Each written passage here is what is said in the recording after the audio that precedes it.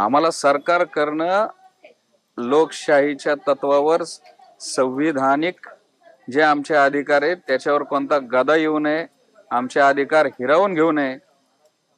मुख्यमंत्र्यांचे सगळे सोयरे मनत जरांगे आहेत का? त्याच्यामुळे सगळे सोयरे आणायचं चालू आहे का?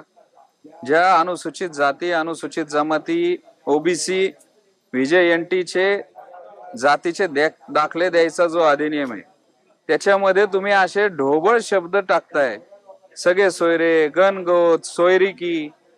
आतापर्यंत भारतातील कोणत्याही राज्याच्या किंवा केंद्र सरकारच्या कोणत्या कायद्यामध्ये असे ढोबळ म्हणजे ज्याला कोणताही व्याख्या नाहीये, कोणत्या ते संविधानामध्ये नाहीये, कोणत्या कायद्याच्या पुस्तकामध्ये नाहीये, कोणत्या कायद्याच्या डिक्शनरीमध्ये नाहीये, कोणत्या न्याय निवडत नाहीये, असे शब्द तुम्ही एका अशिक्षित माणसाच्या दबावपोटी कायद्यात टाकणार?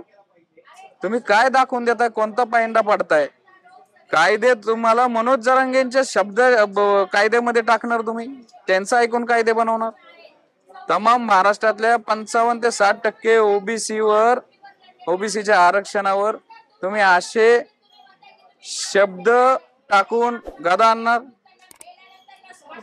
त्याच्यामुळं आमची मायबाप सरकारला विनंती आहे की अशा प्रकारचा हा सगळे सोयरेचा कायदा आमच्या एससी एसटी ओबीसीच्या भवितव्यावर, आरक्षणावर वरवंट फिरवणारा होणार आहे। त्यामुळे बोला।